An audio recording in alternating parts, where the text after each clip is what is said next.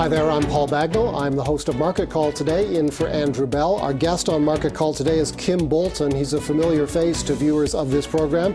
He's president and portfolio manager of Black Swan Dexteritas. He is an expert in tech stocks. That is his wheelhouse, and that's what he'll be talking to us about today. And you, please get your questions in.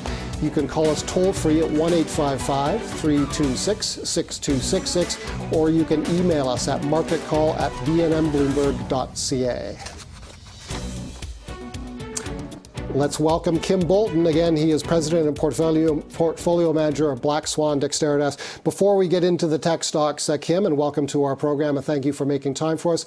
Let's get into your broader view of these markets and this remarkable rally that we've seen since March 23rd. Thanks, Paul. Thanks for having me back on the program. Very much appreciate it. Well, I think everyone knows why you've got this stock market rally going on and the optimism about, potential vaccines, the reopening of the regional economies, and of course, it all started with the short covering. But we at Black Swan Dexteritas are a little suspect about this market's enthusiasm, but we also respect the fact that the market is always right, and there's no sense fighting the tape. So we've done pretty well. We're up as of yesterday, we're up 20.8% year to date, which isn't bad compared to some of the indexes and the benchmarks. Currently, we're sitting right now with we're 92% fully invested. 8% cash, and on that invested portfolio, we have a hedge overlay of 67%.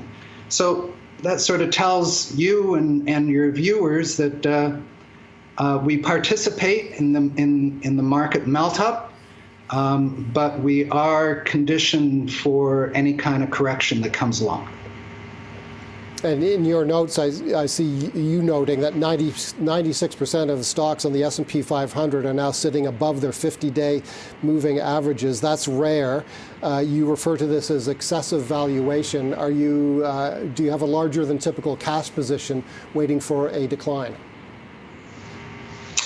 Well, we only have 8% cash. However, our hedge is made up of equity indice futures, and we also have some put options on the NASDAQ. So if the market were to roll over, that would actually develop more cash, and very much like what happened back in March. So we had those put options in place. They went deeply into the money. We cashed them out. We used that cash to reinvest into the stock portfolio. So that's sort of the strategy and the tactics that we use. Okay, and as always, you brought us some thoughts and have brought us some graphics as well on themes in the technology space. You've got something on cloud-based software. We can bring up that graphic, and we don't have a huge amount of time, but please talk to us about what our viewers are looking at right now. Yeah, this is all about the move to the cloud and how digitalization of businesses is accelerating. And there are really sort of 5 trends or drivers that are pushing this, but that graph is divided into 2. On the right hand side is the cloud-based producer services, and on the left hand side are the consumer services. So the drivers in this are, of course, it's 5-fold. The remote work trend, applications to drive employee and customer engagement. Thirdly, the required back-end infrastructure software that is required. And fourthly, the communication platforms that are required. And then finally, the cybersecurity side, especially for the endpoint protection for, PCs and handhelds and laptops and so on. So that's all sort of what's happening over on the producer side. And then over on the consumer side, you can see sort of as we work up, it's all about gaming stocks, it's about e-commerce stocks, and also about streaming stocks. So this whole move to the cloud has really accelerated this digitalization within the cloud. That's Kim Bolton on tech stocks on the market in general. We'll take a break, but when we come back, we'll get to your emails and your phone calls for Kim Bolton. Stay with us.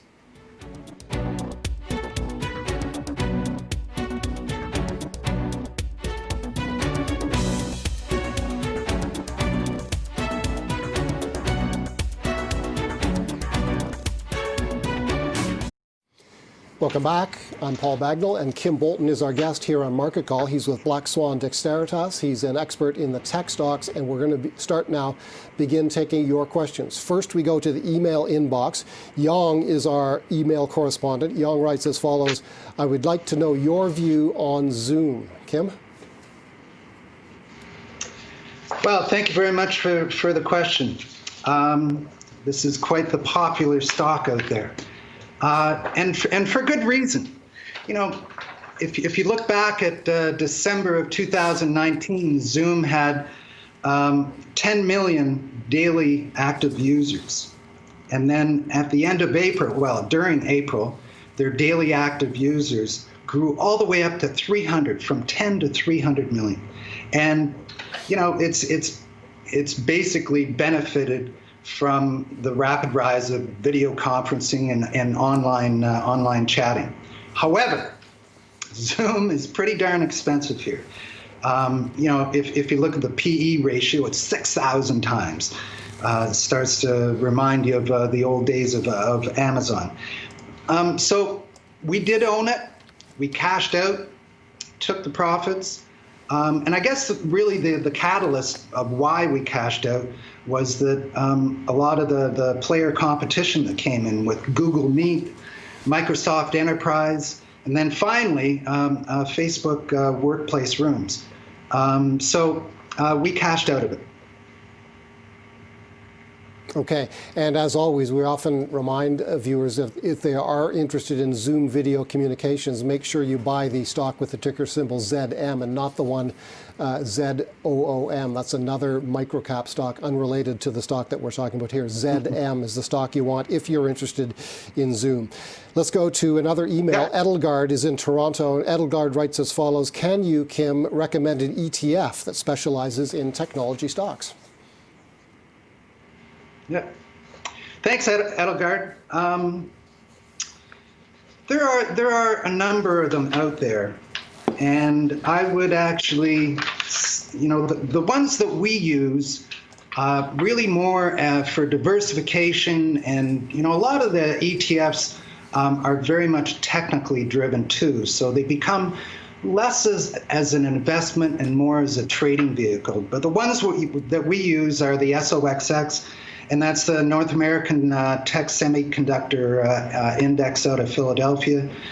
Secondly, the IGV, which is the software, iShares software ETF. And then thirdly, the FDN, which is the Dow Jones Internet ETF. Although there are a couple others that are pretty popular. The XT, which is the iShares Exponential Technologies ETF, and also the IYW, which is primarily it's the Dow Jones US Technology ETF. So there's 5 for you.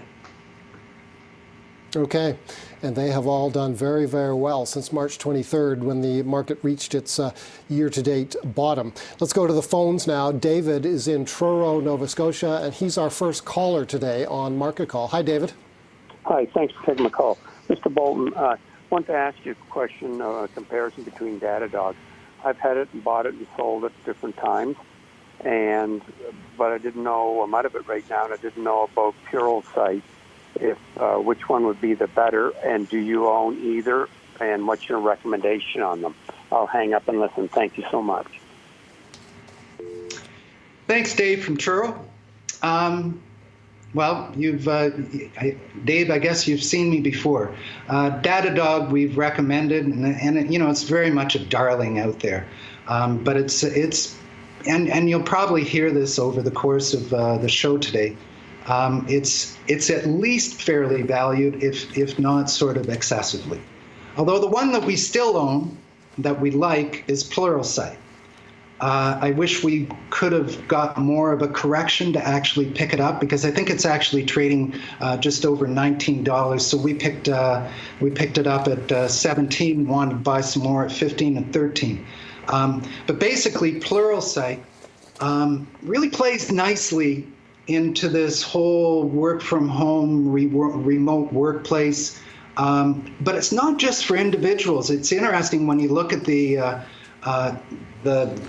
clientele they have about 80% of the Fortune 500 as customers. And basically, it's all about online training. So they develop modules to actually for people to come in and do online training. And it's still reasonably priced. We have a 12-month price target of $24 on Pluralsight. So I'd rather go to Pluralsight right now, but keep your eye on Datadog if you happen to get a correction. Okay, thanks to David in Truro for that call. Let's go to Toronto now. David in Toronto is on the line. Hi, David. Hello. Okay, Gus, do we have a caller named Gus? Yeah. Hello there. Good afternoon. Hi there. Hi, Gus. Hi. Kim, can you please give me your outlook on MongoDB and what you think would be a good entry price? Thank you. Okay. You know, Gus, we don't own it now. We used to own it quite a bit.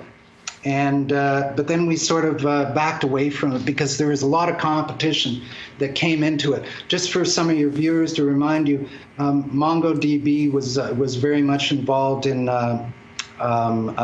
helping those companies in data centers actually upgrade rather than actually going toward a hardware but using a software solution. But there's been so much competition. And its mode has sort of got filled in of late. So we've sort of backed away from it. Okay. Thank you, Gus in Toronto, for your call. Thanks to Kim Bolton for his answers. We'll take a break now, but we'll be right back with more questions to Kim Bolton.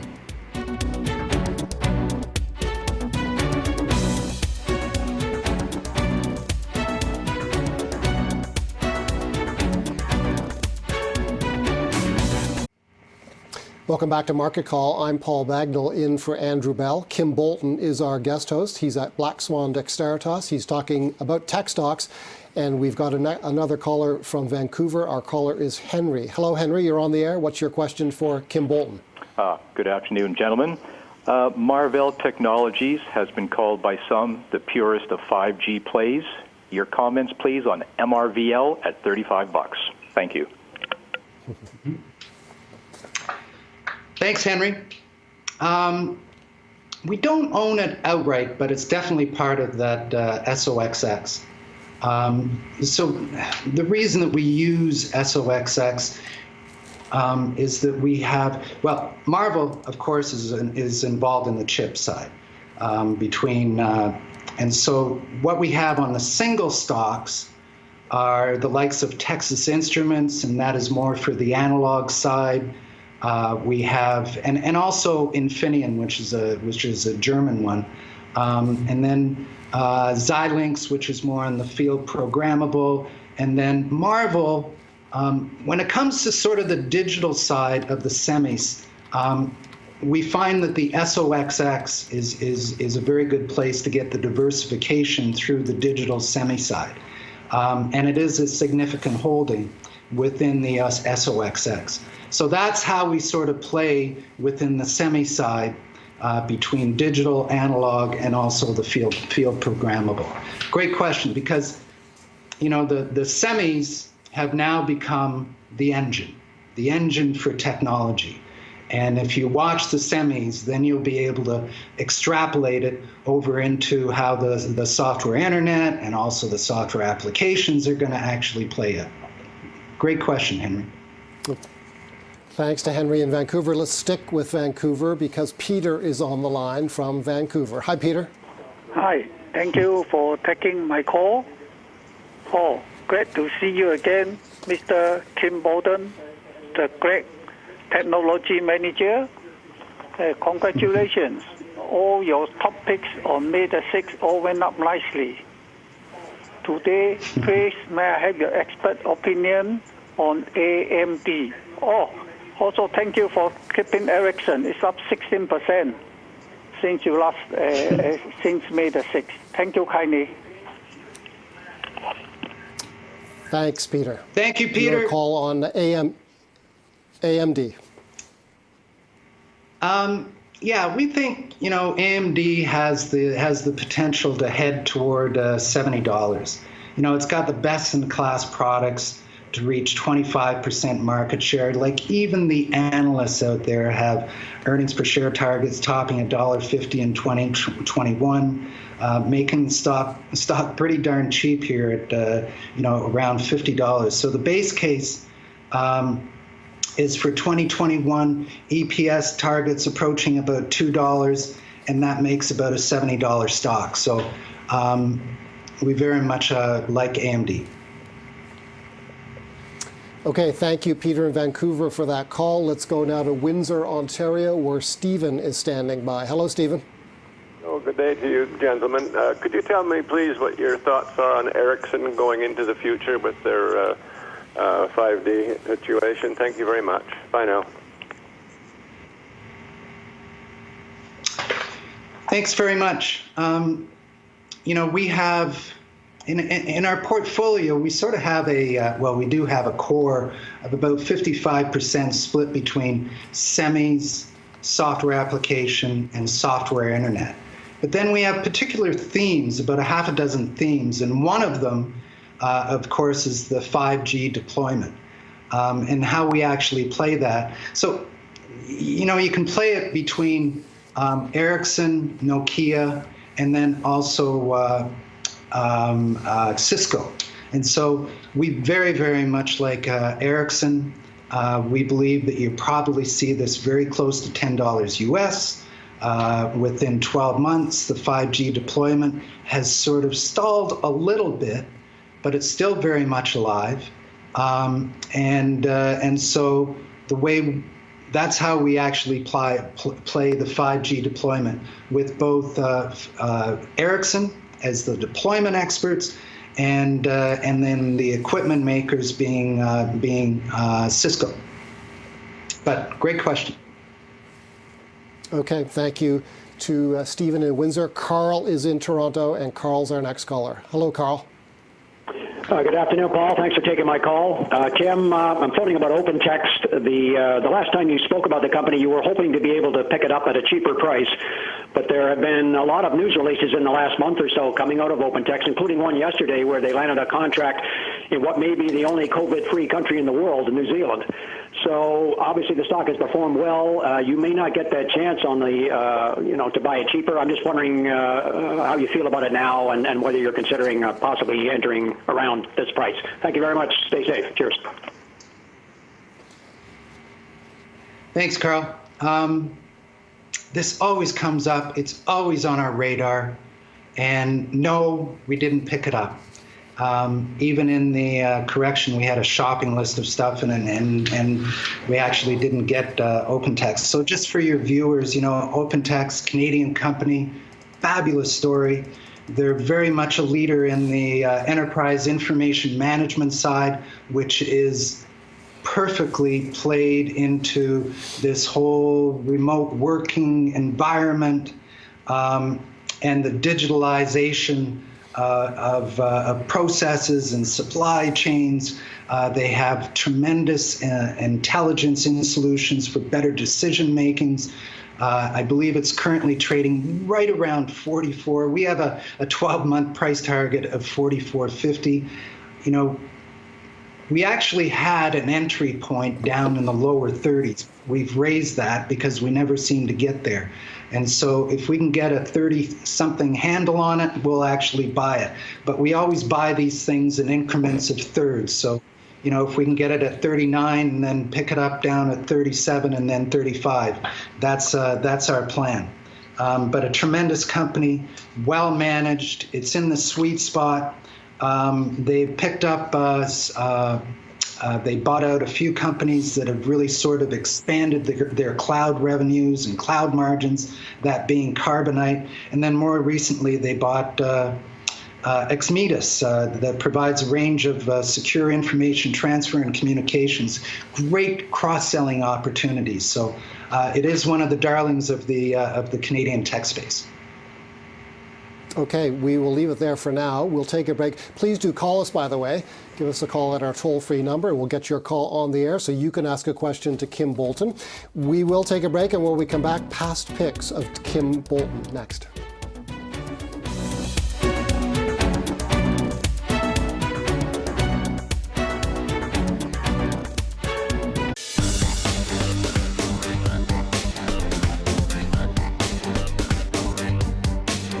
Welcome back to Market Call. I'm Paul Bagnall. Kim Bolton is our guest at Black Swan Dexteritas. He's been taking your questions on tech stocks. He'll take more questions before the show is out, so please do give us a call at our toll-free number, 1-855-326-8266, and we'll get your call on the air to Kim Bolton. In the meantime, we are going to deal with Kim's past picks. These are picks made on June the 12th, 2019, almost a year ago exactly. First top pick, Kim, Adobe, ticker symbol ABDE on the NASDAQ, recommended at 276 and change, now trading at 403 and change. That's a return of 46%. Kim? Thanks, Paul. It is rich at 403. We actually have a price target of 450.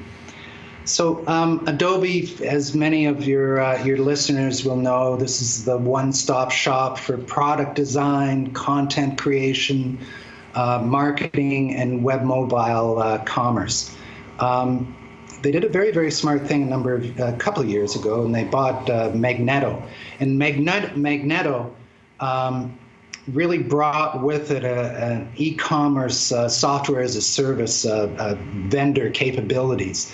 And so Adobe is actually partnered now with Amazon, and it's becoming pretty fierce competition to that of Shopify and that massive $3 trillion retail e-commerce industry.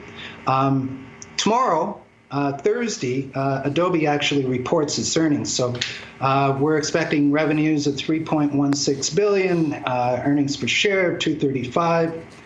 If you look at the charts, it looks a bit expensive and overbought based on the 10-week RSI and the weekly stochastic indicators. But we still have a 12-month target of 450 on Adobe. Past pick number 2, Aptiv PLC, ticker symbol APTV on the New York Stock Exchange, recommended about a year ago at $74.89, now trading at $78, but I'm seeing that you sold on December 20th of last year at $98 US per share. I guess when you're good, you're lucky, because yes, we sold it at 98. That was our price target. And it just shows the worth of actually sticking to your discipline, because I think it actually peaked a couple of days later up at like 99.5, and then it sort of corrected, going through the whole COVID thing. Then it was actually down, I think it was 12% yesterday when they announced some concurrent offerings of $1 billion worth of common share and $1 billion of preferred share.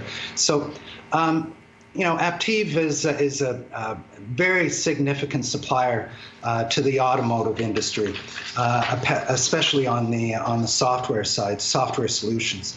And so, if we see it get back down into the low 70s, we'd probably buy it again. But thank goodness we stick to our discipline of our price targets. Okay, final past pick, Oracle, a familiar name to investors in North America and around the world, ticker symbol ORCL on the NASDAQ, recommended about a year ago at $53.62, now trading at about that level, $54.11 was the close yesterday. Yeah, Oracle is just a bit of a sleeper. It'll be interesting next Tuesday, the 16th, is when Oracle reports for their earnings. Currently we have a price target of $60. It will be interesting. They'll probably see lower revenues, but you'll probably get an increase on earnings coming out next Tuesday. They have a massive opportunity, and this is why we like them. They have a massive cloud enterprise resource planning opportunity, and they're also very much involved in database businesses and so on. So it has all the ingredients, and it'll be interesting next Tuesday. So we still own it, and watch out for next Tuesday.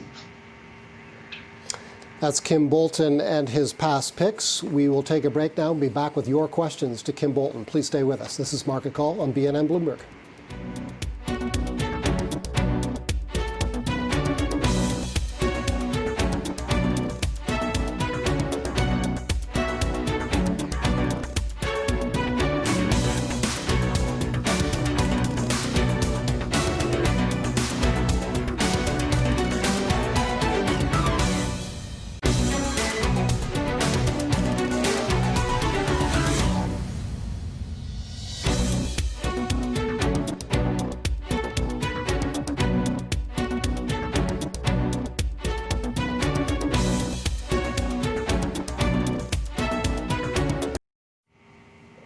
Welcome back to Market Call. I'm Paul Bagnall in for Andrew Bell. Our guest is Kim Bolton. He's with Black Swan Dexteritas and an expert in tech stocks.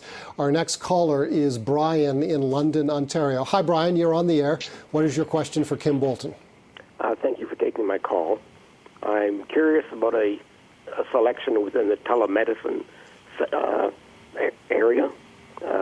With the COVID right now, there are a lot of doctors that are dealing with patients over the telephone.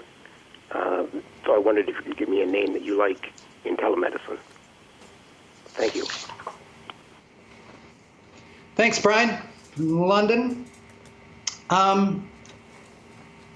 This is a really interesting space, so interesting, and I'll just tell a little story and then I'll give some suggestions. We have an investment committee that's actually made up of many very successful tech entrepreneurs, and we use that investment committee and those tech entrepreneurs to lead us to those sort of tech rabbit holes that we do a lot of research for them and also for our portfolio. And this is actually one of the research projects that we are drilling down into. And it usually takes a couple of months. I have an analyst here in Toronto, one over in Israel, another one down in Silicon Valley. And so I wanted to talk about it because it is very topical. There are not that many specific publicly traded telemedicine stocks out there right now. But I would like to address this maybe when we get into July or August. So Brian, I really appreciate the call. What I'd also suggest is, remember I was talking about the cloud-based software and that circular chart that talked about the producer services and then the consumer services. You know, all of those producer services, servicers are going to be involved in telemedicine, all the way from the likes of the software applications that will drive sort of the doctors with the patients, the required infrastructure, software, the cybersecurity endpoint is going to be very, very key.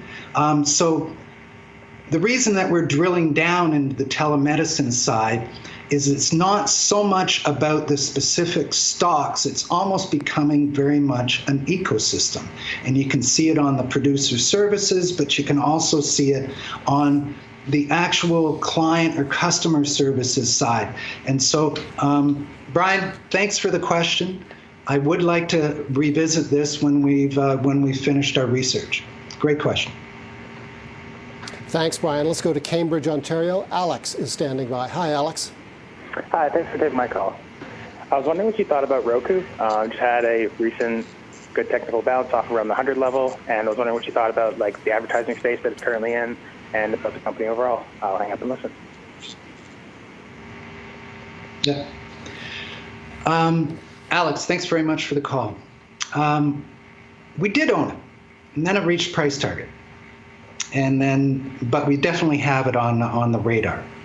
And if we can pick it up probably down in the 80s, we'd look at it. And again, Roku is again going back to that whole cloud-based software, and especially on the consumer services side, i.e. in the streaming side of things, and the hardware that Roku actually has in that side of it.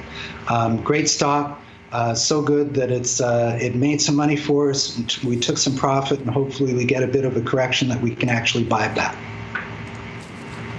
Thanks, Alex. Thanks for the question, Alex. Let's go to Bill. Bill is in Barrie, Ontario. Good afternoon, Bill. Yes, thank you for taking my call. I would like your guest's opinion on the CGI Group, and does he own it or is he interested in it? And any comments would be appreciated. Thank you. Thanks, Bill. This is always a balance between, CGI and Accenture.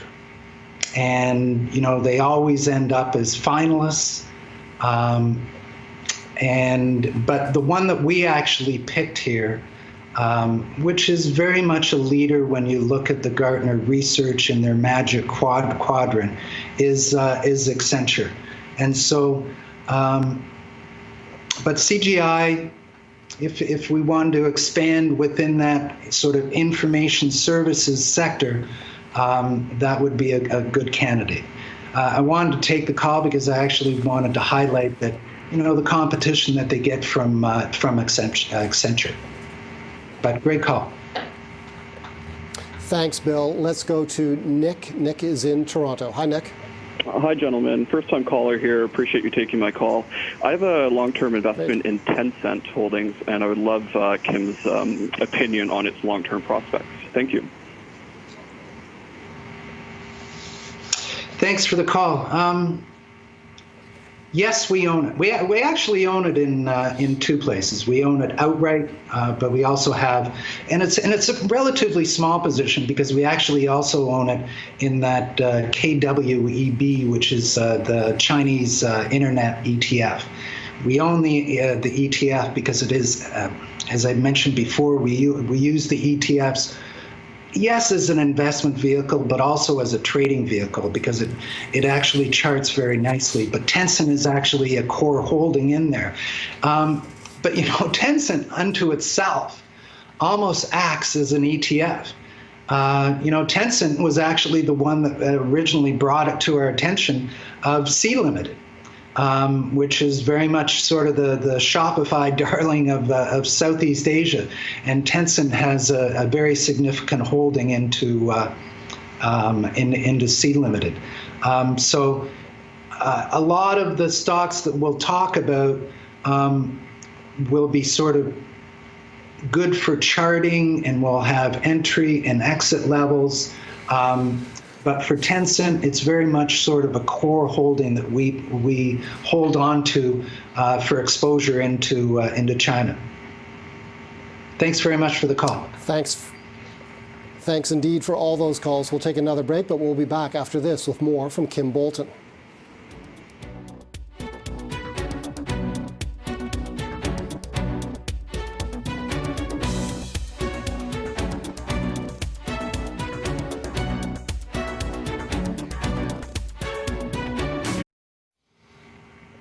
Welcome back to Market Call. I'm Paul Bagnall, sitting in today for Andrew Bell. Kim Bolton of Black Swan Dexteritas is our guest. He's been talking tech stocks all show long, and our show is not over yet. Let's go to Harry. Harry is in Burlington, Ontario. Harry, you're our caller on Market Call. What's your question for Kim Bolton?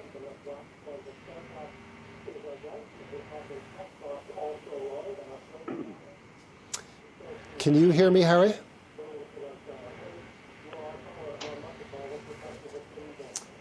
Okay, can we go?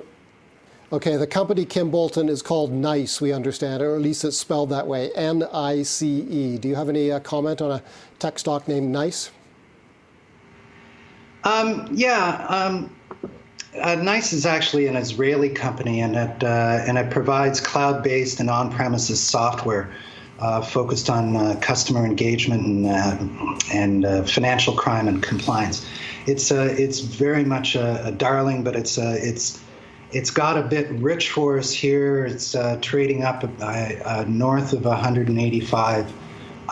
So we've actually taken some profit on it, but it's definitely on our radar if we can actually pick it up down around 165. And it's just a fabulous company. We have a number of, well, one of our analysts, Alex, is lives just north of Tel Aviv, and he actually brought this to us many years ago. So we follow it very, very closely. Harry, good eyes. Okay, let's go to Wendy. Wendy standing by in Edmonton. Hi, Wendy. Hi, Paul and Tim. Tim, thank you so much for recommending Adobe last year. I didn't do as high as you, the return, but I still did pretty good. I'm happy. Can you comment on Active Vision Blister today? Thank you, Kim. Bye-bye. Thanks, Wendy. It wasn't sort of planned this way, Paul and Wendy, but it's interesting the callers that are phoning in, and it really goes back to that, that circular chart that at the beginning on the cloud-based software. And again, this is over on the left-hand side when you're looking at that circular chart, talking about cloud-based consumer services, especially in the gaming space. This whole work from home and people not having the opportunity to go out. Activision Blizzard has really enjoyed record-breaking sales and growth this year. And they brought out some fantastic titles. It's got a strong balance sheet. It has a long runway.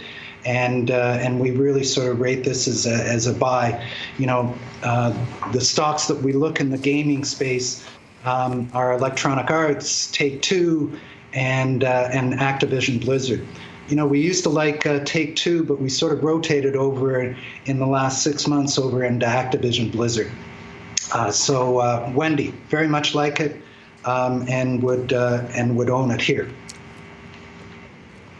Thanks, Wendy. Let's go to Toronto now. Catherine is our next caller, and Catherine is calling from Toronto. Hi, Catherine. You're on the air with Kim Bolton.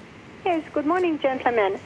I personally owned Connexis and OpenText, and I sold it before the run, I would say. And I followed Lightspeed, but we missed out on that one. And my question it would be, I would like a technology stock or a network which is affordable for my 23-year-old grandson. I'm guiding through the market, and he's doing well. So thanks again for everything. Bye.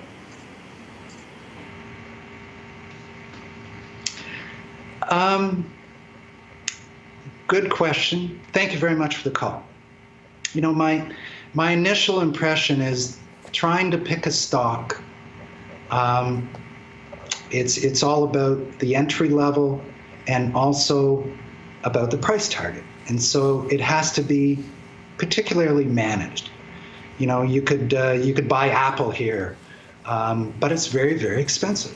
And so what I would recommend for your grandson is that you actually buy entrance into the technology arena by an active manager. And of course, I'd recommend ourselves at Black Swan Dexteritas, but really find an active manager, but an active manager that is not just going to play the market from the long side. As you've seen, you can have corrections. It's hard enough to make money, but it's even harder to make money after you've lost money. And so it's important to have an active manager that actually respects the fact that corrections do happen, that volatility is there, and that may lead to an active manager that is more involved in the hedge fund space, or an active manager in the mutual fund space that could possibly be willing to go to a cash position. But that's what we very much pride ourselves on. That Black Swan Dexteritas is all about prosperously navigating unexpected events with great skill and agility.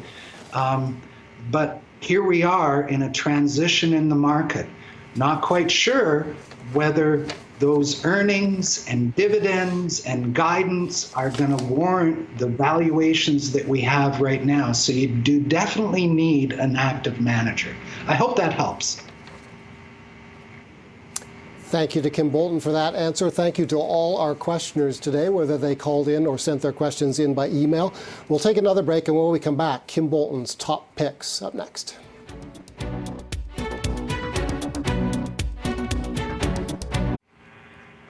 Welcome back to Market Call. I'm Paul Bagnall in for Andrew Bell. Kim Bolton is our guest. He's been taking your questions all program long. It's time now for Kim's top picks.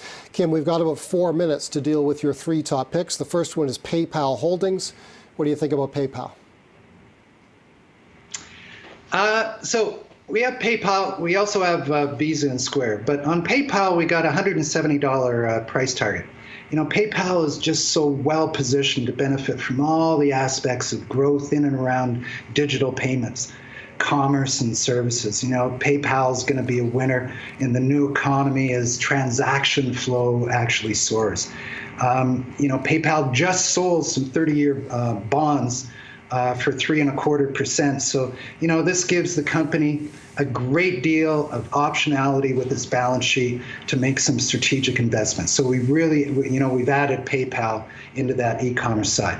Second one is Zscaler. Now, the next two, Zscaler and Blackline, these are ones that you're going to have to edge into because they are pretty popular, but they so much benefit from that whole discussion around cloud software. So Zscaler is a cloud-native cybersecurity company focused on connecting the right user with the right app on any network. So its value proposition is enhanced corporate security through improved network architecture and at least a lower total cost in securing the corporate network. So what we'd suggest is if you can buy Zscaler at 90, buy a third at 90, a third at 80, and a third at 70. And then the final one is Blackline.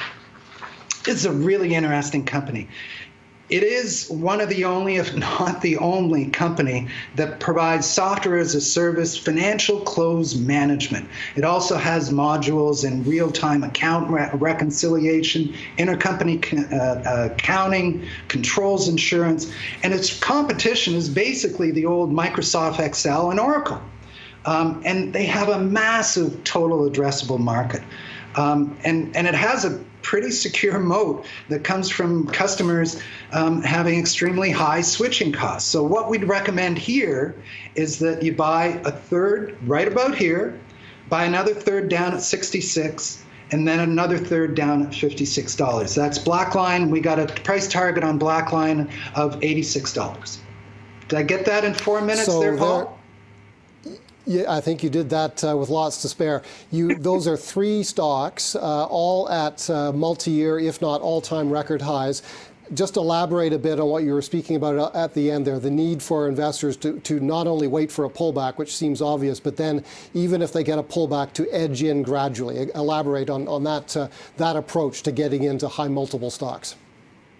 Yeah, well, we've always approached it. You know, we do our own research, and we actually borrow from the likes of Gartner and also some of the sell-side analysts, but we do our own research reports to really arrive at 2 solutions. Number 1, the entry point. Number 2, the price target.